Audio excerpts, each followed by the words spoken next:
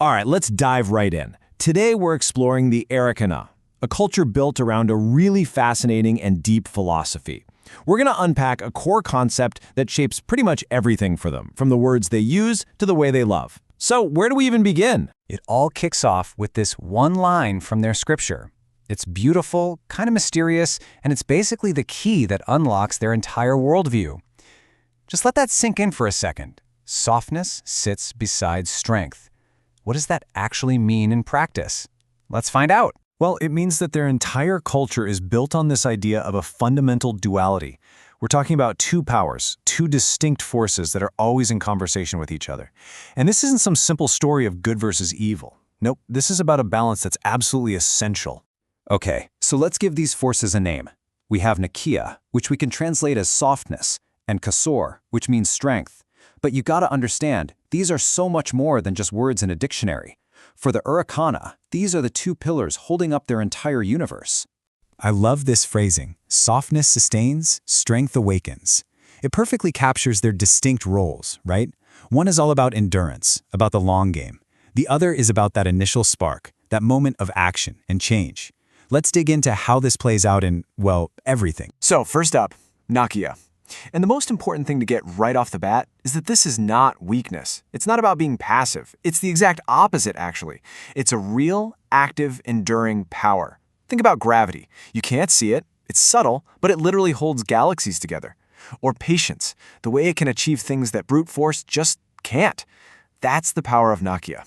And on the flip side, you've got Kasor. Now, when it's in balance, Kasor isn't about being cruel or aggressive. Think of it more like a guardian. It's the strong wall that creates a safe space for a garden to grow.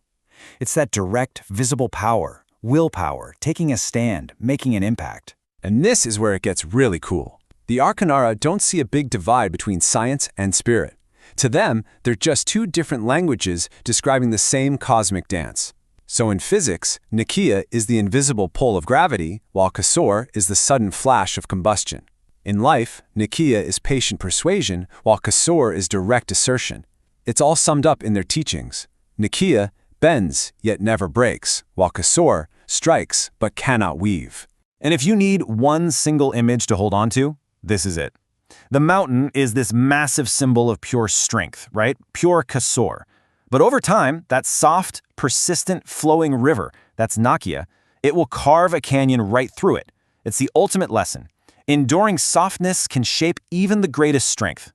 Okay, so that's the big cosmic philosophy. But how does this actually pop up in everyday life?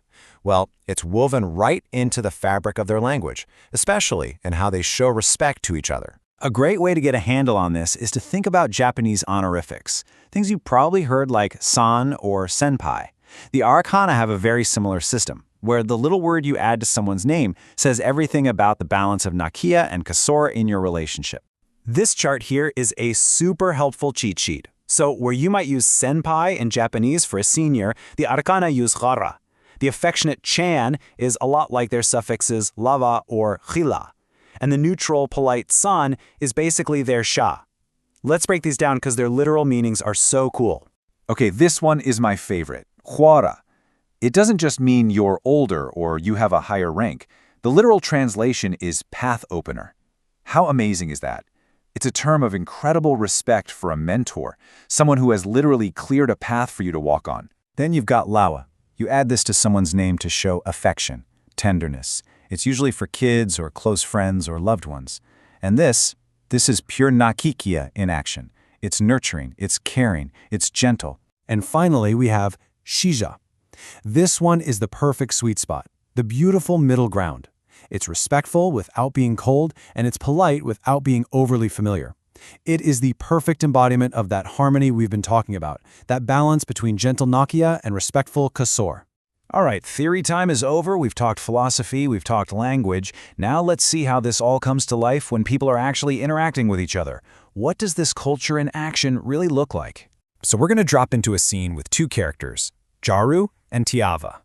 And I want you to watch Jaru really closely, because his words and his actions are just a masterclass in the power of Nakia. So the scene kicks off in a fancy boutique. Tiava is being playful, maybe testing him a little bit with this question. Now just listen to his response. It's absolute devotion. But did you catch the suffix he used? Kariva nawasa. Even in this incredibly intimate, adoring moment, he uses the balanced, respectful suffix. He isn't just fawning over her. He's showing her deep, profound respect. And that's the absolute key here. Jeru's power in this relationship isn't loud or demanding. His power is his softness. It's his unwavering devotion, his gentleness, his nurturing. It's all Nakia. He's not controlling her. He is persuading her world through love and respect. So that's the ideal, right? A beautiful picture of balance. But it begs the question, what happens when that balance gets thrown way off? What does it look like when you have all Kasor, all that strength, but none of the wisdom of Nakia? To see that, we have to talk about another character, Sirach. He's the total flip side of this coin. He has strength, sure, he's got Kasor, but it isn't guided by any softness, and you can see how that strength just rots into aggression and control. Just listen to how this goes down. Sirach isn't making an offer, he's giving an ultimatum. He says, if you loved me, you would accept my proposal. And Pepi's reaction is instant.